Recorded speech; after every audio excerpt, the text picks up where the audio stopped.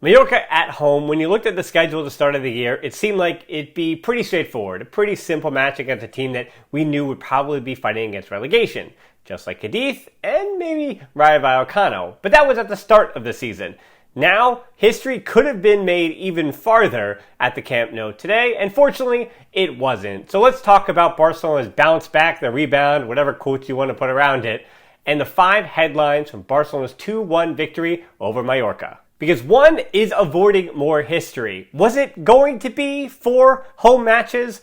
We already talked about how 3 straight home matches was the first in Camp Nou history as far as one season went. Yeah, it happened over the course of 2 seasons. But yeah, Xavi made history in all the wrong ways earlier last week. Now for Xavi and company, it was about righting the ship. And you can say that even in a narrow 2-1 victory over Mallorca, that they did just that, capturing the 3 points. I do have to give a compliment here because there has been that division between the fans and the board and the club and the players and some of the vibes from the last few weeks, just starting with that Eintracht Frankfurt match. But whether it was the Femini and all of their success in the last month, or it was just the Camp Nou faithful finally kind of turning over a new leaf and supporting their team again, they were to be heard in full voice today. I think there was some anticipation about the return of Ansu Fati from the very opening whistle. So everybody was on board. You could tell that the team, that being the players on the field, certainly got the bump that they hadn't in the last few weeks. Now, if we want the Camp Nou crowd to keep cheering, nobody tell them that they're going to have to head up that hill at Montjuic while the stadium is being renovated. Now, I do joke about that, but what's not a joke is how close Barcelona is to actually securing a top 4 spot and just being able to breathe for the last few remaining matches of the season. Even though there have been some recent disappointments, and I know the season already feels over, but top 4 is still up for grabs with 4 matches left. These 3 points went a long way to finishing the job. Now 2 points up on Sevilla in 3rd, 5 on Atleti in 4th, and they still, that being Atleti, have Real Madrid to play, and 9 up on Real Betis in 5th. So it's pretty much over depending on if Getafe take points off Real Betis today. And while I will hit it later, another point of emphasis and another bit of history, if you will, is Ansu Fati returning again after 6 months. It seems like every time he returns, it feels like an historic moment at the stadium. The fans certainly always have it be a landmark moment. And I'm hoping in the next 24, 48, 96 hours, I don't see any news about Ansu Fati and injury setbacks or anything like that. I just hope he can be healthy and stay on the field for the remaining of the season. 2 is clinical from Memphis and Busquets. I start with Memphis Depay here because he's a player that we haven't really spoken about much, especially in the second half of the season. I think there is certainly a perception of Memphis, and it's been really interesting too. He was Barcelona's leading goal scorer before going down when the team was struggling. And since the January transfers arrived, Memphis has been slowly reintegrated into the squad after being out for about a third of the season or more. And his goal today looked like he never left. It was a fantastic finish. A great touch to bring it down from Alba. It was a nice find by Alba over the top, but Memphis still had a lot of work to do. Brought it down into his path with that one nice touch, and then just hammered it home. Really clinical finish from Memphis, a player that hasn't really featured as much, hasn't been trusted by Xavi. And I think if you're Memphis and his whole entourage, you have to wonder where your future lies. I do want to speak of his future more on this Tuesday's podcast because I think we're all starting to assume, maybe incorrectly, that Memphis is leaving this summer. And I think we're only doing that because he was injured, because he's a forgotten man. Very much like we do to Sergio Roberto. But Memphis Depay, looking at the rest of the striking force, might be gone next season, or he very well could be around. And of course, we have a little fun with the other one.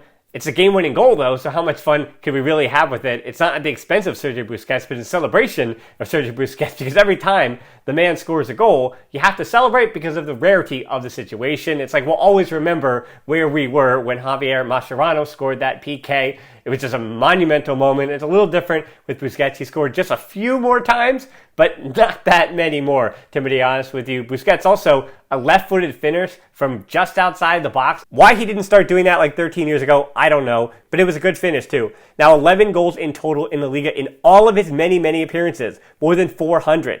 Or an even wider gap here, 18 goals in his 677 total appearances for the club. Just a wild stat there. And you'd think he would have lucked into more than 11 goals, or 18 goals total. But it says a lot about Barca that he doesn't. Barca players have a function, and players have their roles. Do your job, and the team wins. Barcelona captain Sergio Busquets has now scored 2 goals in his last 5 games in all competitions.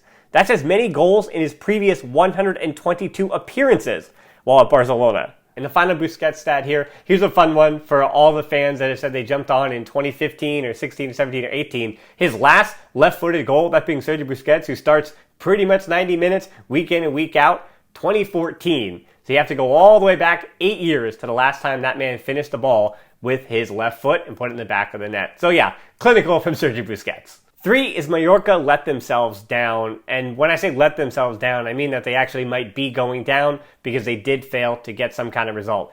The only real puzzling thing was late on in that game, in the last 5 or 6 minutes or so, they pretty much brought everybody behind the ball, which it doesn't make any sense when you're trailing and you desperately need a goal. I understand trying to score on the counter and not want to leak that third to finish the match off, but they didn't have enough bodies forward to put anything and trouble Lenglet and Araujo and Garcia. 3 players, and Alba I want to throw in there especially today as well, who kind of looked like they wanted to concede another. Clearly they were thinking about it. But from start to finish, I think Mallorca had a much better first half than second half, with Alves' right side in particular looking very susceptible to counters, especially when Alves came inside. That Alves-Torres partnership was clearly in iteration number 1, and De Jong as the right interior didn't help with the spacing because De Jong was playing a bit more central as Gavi was shading to the left.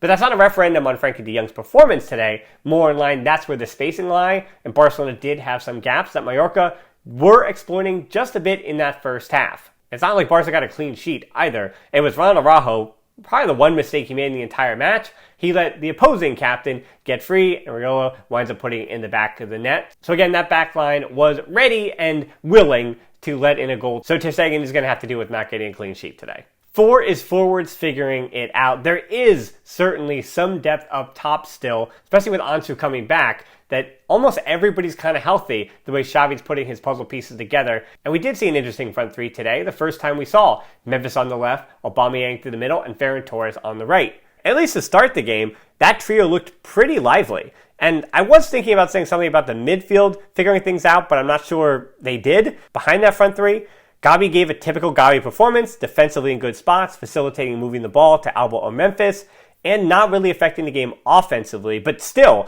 Gavi putting in a really good solid performance to help Barca keep their shape and to keep up that defensive intensity throughout the match. As I said before about Busquets, doing his role. And then De Jong, he had high moments via the dribble, but I thought he did have some low moments via connections with Busquets, still not looking completely right. But in the second half in particular, he did find some space and was able to drive forward with some dribbles. So that was good on De Jong. And I think after his last 2 weeks, when not only did Barca struggle, but he also struggled, had that conversation with Xavi, felt like he had something to prove today. I think he proved a little bit.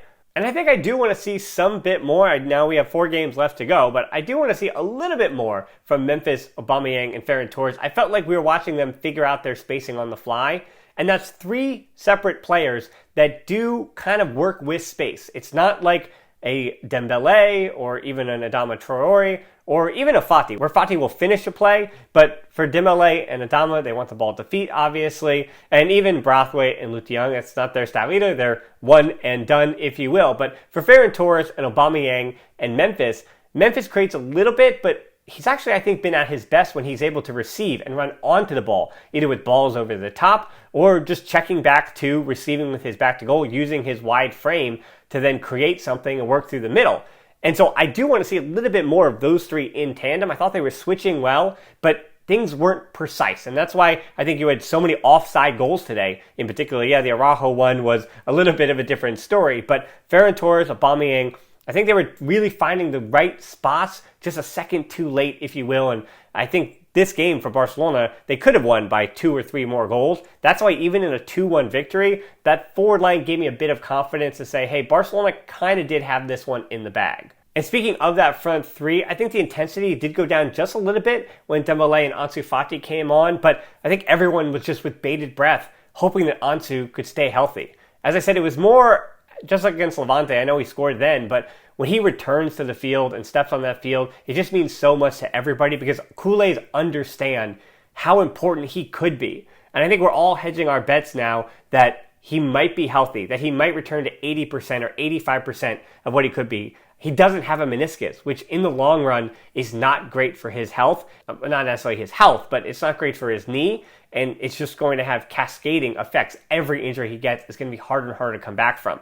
So the fact that after 6 months he was finally able to come back from this one, Again, I just want him to be healthy, but it certainly does mean a lot just to see him on the field. And while, once more, it's without Pedri, I had the stats on that for months, and I can continue to throw those stats in here that they together have only played, I think, 11 times total, which is just insane when you think about how important those two and prodigious those two have been together for the last few seasons for Barcelona. But for Fati, just good to see him back on the field. And an interesting point that we will talk about Ansu Fati on this week's pod is about Xavi's comments implying, or at least hinting at, he does see Ansu as a number 9 in the long run. And 5 is Piqué out again. This is kind of the bummer here. Piqué coming off for Eric Garcia through injury in that first half. And the way I've been framing it is it's not good because Barcelona's back line is worse without him. The difference being they concede a goal every 360 minutes to a goal every 45 minutes with him off the field. And that number is also approximate. Of course, I'm no mathematician, but we're pretty close there. A goal every 360 minutes with him on the field, a goal every 45 with him off it.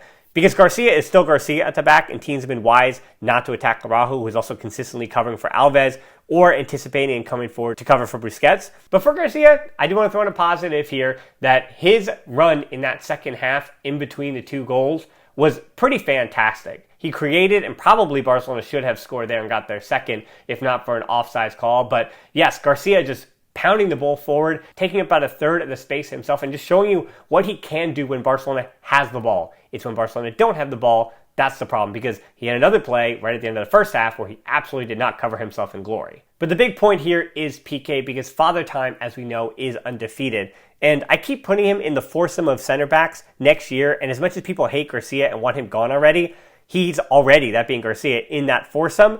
And maybe it's not Garcia to be transferred out is the one that you're quote-unquote willing to lose between Piqué, Christensen, Araujo, and Garcia. But there are questions about Piqué. This is the fourth time this season he's come off the field due to injury. And while none of those were season-ending or left him out of the lineup for more than a few weeks, I think just about a month might have been his longest one this season. So he actually been healthier than he was last season. But still, Piqué has had so many scares, and Barcelona are burning subs as Piqué cannot continue on and finish these matches. So you do ask about his health and those little injuries that he's accumulated over decades of playing this game. So Piqué, I don't think he'll ever be fully healthy, right? Again, I think he's just at that age, but we'll have to see what he has left to give and what he believes he has left to give this offseason. So we will continue to prepare for this offseason, but there are still 4 matches left to go in this season in the Liga.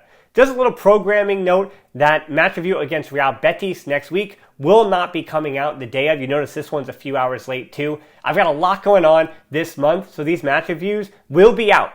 Just expect them late in the evening or the next morning or even the next day at times. And they might not all be video either. You might just get a little bit of audio with some pictures on top. I do want to say though that I appreciate everybody for always sticking with me, always being patient. And the summertime is a good time for me to unplug for a minute, but plug right back in and give you some evergreen content and some fun content that we don't get to do over the course of the season as this team tries to build to potentially contend with 35, the Liga champion, whatever, and Real Madrid. But we don't worry about them. Instead, it's back to it. And for Barcelona next weekend, they can put that second place to bed. I mean, they can even leave Sevilla in the dust with a win over Real Betis. So I hope you will join me for that one. We've got 2 podcasts already planned to come out this week as well. So much content going on the channel and more, the podcast especially. So until next time, as always, Forza Barca.